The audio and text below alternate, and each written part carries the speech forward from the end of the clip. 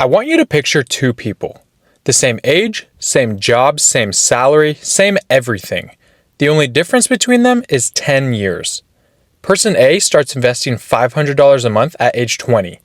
Person B starts investing the exact same $500 a month, but at age 30. Now here's the question. By the time they both turn 60, how much money do you think person A has?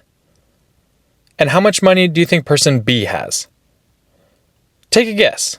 Do you think maybe $10,000 more? $50,000? Try $700,000. The same income, same monthly contribution, the same investments. The only difference is 10 years.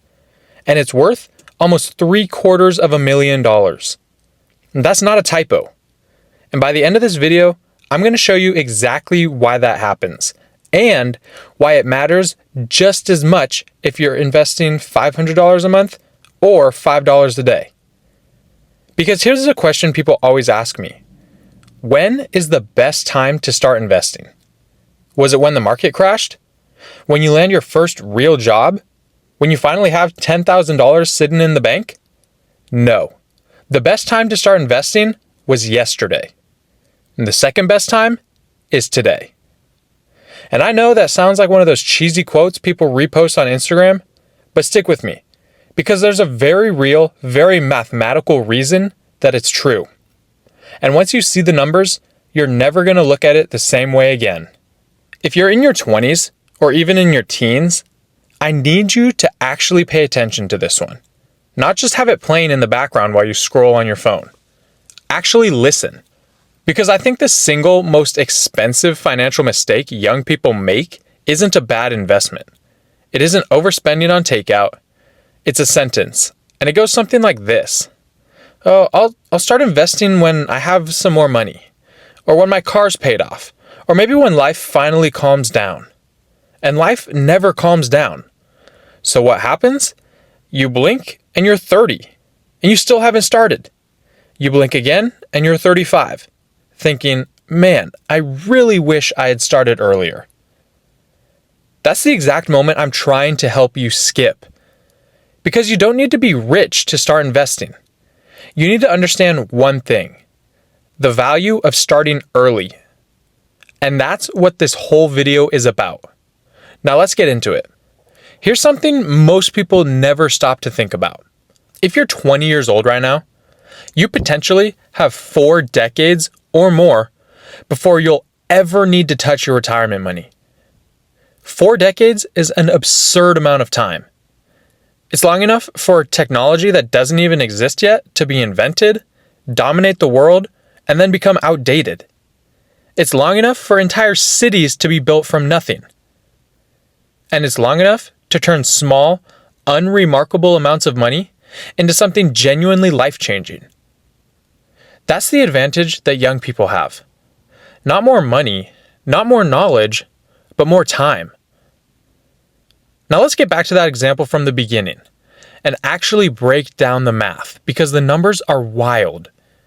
Person A starts investing $500 a month at age 20 and keeps going until they're 60.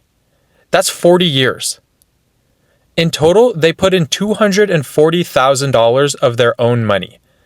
That's it. That's all they ever contributed.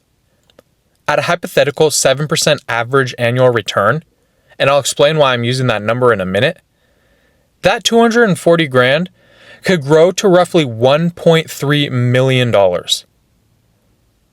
let's take a look at person B. The same $500 a month, same 7% hypothetical return. The only difference is they waited until they're 30 to start. So instead of 40 years, they only get 30. And person B contributes $180,000 total. So $60,000 less than person A. But here's the part that should stop you in your tracks. That $180,000 grows to only around $610,000. Now let that sink in. Person A put in $60,000 more than person B, but ended up with roughly $700,000 more. Same monthly amount, same rate of return. The only variable that changed was 10 years of time. And that one variable was worth more than everything else in the equation combined. Person A didn't work harder. They didn't earn more. They didn't pick better stocks or time the market. They simply started sooner and let time do what time does. Now, quick note before we go further, I'm using the hypothetical 7% annual return throughout this video because it's a commonly used long-term illustration for diversified US stock investments. The Investor.gov, which is run by the SEC, uses similar figures to explain compounding. But real returns are never a smooth, guaranteed 7% every year. Some years you'll see 20%, some years you'll be down 15%. Nothing here is a promise about what will actually happen to your money. It's simply a tool to help you see how compounding behaves over time. Now, okay, with that out of the way, let's start talking about you. Because I already know what some of you are thinking. You know, this is a great example, but I don't have $500 a month sitting around to invest. Which is totally fair. Most people starting out don't. So let's throw that number out and make this real. Let's say you can invest $100 a month, or about $3.33 a day. Genuinely less than what a lot of people spend without thinking twice on coffee, subscriptions, or delivery fees. If you invest $100 a month for 10 years at that same hypothetical 7% return, you'd have around $17,000. You personally put in $12,000 and the rest came purely from growth. Leave it invested for 20 years and you're looking at roughly $50,000. 30 years and it grows to $122,000 off of $36,000 of your own contributions. More than 3 times what you actually put in. And that's the part people underestimate. They hear $100 a month and think, now what is that actually going to do? And it's not much in a year. But invested consistently for decades, it's a completely different story. And now I don't want anyone watching to feel excluded just because their number is smaller than 100. So what if 100 a month genuinely isn't realistic right now? Then let's go smaller. Let's do $25 a month. And you might think that's too small to matter, but let's find out. At that same hypothetical 7% return, after 10 years, it becomes roughly $4,300. After 20, it's looking at $13,000. And after 30, it's roughly $30,000. Now, I'm not going to pretend that $30,000 makes you a millionaire, because it won't. But that's not the point here. The point is that $25 a month, an amount that most people wouldn't notice missing, can still grow into something real given enough time. And just importantly, it builds the habit. Here's how this usually plays out. You start with $25 and then you get a raise. So then you bump it up to $50. You then get a new job and now it's at $100. A few years later, $250. Eventually, maybe $5,000 or $1,000 a month without thinking twice. The amount grows as your income grows. But none of that happens unless you start with something. And speaking of small numbers that people underestimate, let's talk about my favorite example on this entire channel. If you've been watching for a while, you already know I love this one. $5 a day. That's it. About $150 a month. On its own, $5 sounds like almost a joke. It's a coffee or a fast food combo. It's basically nothing. But repeat that action every single day for 30 years, and at a hypothetical 7% average annual return, that $150 a month could grow to roughly $183,000. You personally contributed around $54,000 of that, and that remaining $129,000, that's pure growth. That's money that your money made without you doing anything extra. And notice something important. You never handed over $54,000 at once. You never even felt it.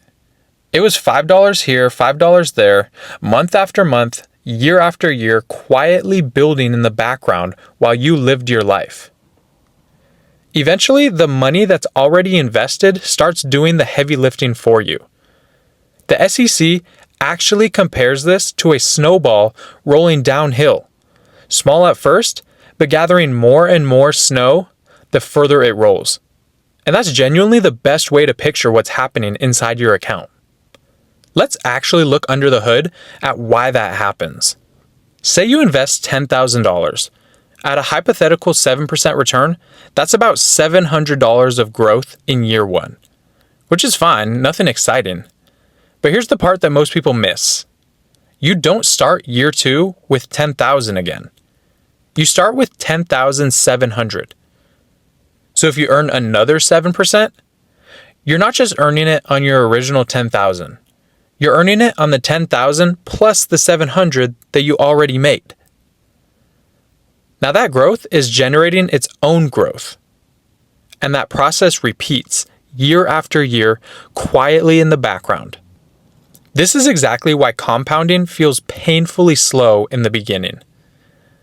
The first few years can honestly feel boring. You put money in, the number goes up a little bit, maybe the market drops and it goes down for a while. You check your account and think, this really isn't doing too much. But you're not seeing what's actually happening underneath the surface. You're laying the foundation. The snowball is getting bigger, even when it doesn't look like it. And eventually, sometimes years down the road, the growth itself becomes larger than what you're actually contributing. That's when things start to get genuinely interesting. Which brings up the question I know is on some of your minds. Okay, but what if I invest today and the market crashes tomorrow? That is a completely fair question. And the honest answer is, it might. The stock market goes up, the stock market goes down. There will be incredible years, and then there will be brutal years. There will be stretches where your account is down 20 to 30% or worse, depending on what you're invested in. Nobody can promise you otherwise. And anyone who does is lying to you. But here's the mindset shift that actually matters. If your goal is long-term wealth, you shouldn't be thinking like someone trying to make a quick profit by next week. You're not investing because you think the market is guaranteed to go up tomorrow. You're invested because you're giving your money a long runway. And this is yet another reason starting early matters so much. If you're 20 and investing money you won't touch for decades, you have far more room to ride out the bad years than someone who needs that money next year. That doesn't mean invest blindly in anything you hear about online. You still need to understand what you're buying, diversify sensibly, and know your own risk tolerance. And also have an actual plan. But don't let the fear of a bad year talk you out of even starting at all. Here's something I think gets completely overlooked in most of these conversations. When you start investing young, you're not just building a portfolio, you're building your identity. Picture two 20-year-olds, both earning $40,000 a year. The first spends every dollar of it, and the second automatically invests $100 a month without fail. Neither one is rich, and neither one has some massive account. On paper, they look almost identical. But they've built two completely different relationships with money. Now fast forward 5 years, the second person gets a raise, and instead of spending all of it, they bump their investment up to $200 a month. They switch jobs and get another raise, and increase that again. That original $100 was never really about the $100. It was about becoming the kind of person who pays their future self first, automatically, without having to think about it. And the habit compounds just as powerfully as the money does. So let's make this practical. What should you actually do with all of this? I don't want you finishing the video, feeling motivated for 20 minutes, and then doing absolutely nothing with it. So here's where I'd start. First, get your foundation in place. Have some money set aside for emergencies. And be careful with high interest debt, because no investment reliably outpaces a 20% plus credit card rate.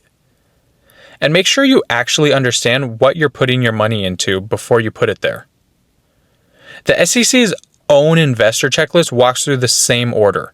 Handle high interest debt, build an emergency cushion, then invest consistently as part of a bigger plan. Now, second, start small and on purpose. You do not need $1,000 to begin. Start with whatever you can genuinely afford without stressing about it. Maybe that's $25, maybe it's $50, maybe it's $100. Nobody is grading you on the size of your first contribution. Now, third, automate it. If investing depends on you remembering to do it every single month, life will eventually get in the way. A trip, a bill, or a distraction, and it'll stop. But if it happens automatically, the habit builds itself while you're busy living your life. And fourth, as your income grows, let your contributions grow with it. That's genuinely the entire game. Start small, stay consistent, and scale it up over time. So let's circle all the way back to where we started. When was the best time to start investing? It was yesterday. But you can't go back and change that. Nobody can. Maybe you're 18 watching this and you've never invested a single dollar. Maybe you're 24 or 31 thinking, I really wish I would have started sooner. And I get it. But you can't invest the money you wish you would have invested 10 years ago. That opportunity is gone. But what you can do is invest today. And that's exactly why the second best time is right now. Because 10 years from now, you'll either have 10 years of investing experience behind you, or you'll be still telling yourself, I'll start next year. 20 years from now, you'll either have 2 decades of compounding working for you, or you'll be wishing you'd started today. 30 years from now, you'll probably wish you started even earlier than that. That part never really goes away. But here's the genuinely good news of all this. You don't have to be perfect. You don't need to predict the next crash or find the next Nvidia before anyone else. You don't need to become a Wall Street expert. You simply need to give your money time and let it do what it does. Now, if you're in your 20s right now, I want you to walk away remembering one thing. Your biggest financial advantage was never how much money you have. It's how much time you have. $25, $50, or even $100 today might not feel life-changing. But give that money 10 years, 20, or even 30 years, and suddenly those small, unremarkable decisions start looking very different. Because wealth is almost never built from one massive decision. It's built from thousands of small, boring, repeated decisions made over a very long stretch of time. And the earlier you start, the more time those decisions have to compound in your favor. So don't worry if you can't invest thousands of dollars right now. Don't worry if your account balance looks small. Don't worry if you feel like you're starting later than you wanted to. Just start. Because yesterday would have been better, but today is still pretty good. Now, if this video gave you something useful, make sure to hit the like button. It genuinely helps the channel more than you'd think. And drop a comment down below. How old were you when you started investing? And if you haven't started yet, what's actually stopping you? I read every single comment you guys leave, so let me know. Now make sure to subscribe if you want more videos on investing, money, and building real wealth in your 20s. And remember, looking rich is easy. Actually becoming rich takes patience. Now thank you so much for watching. I'll see you in the next one.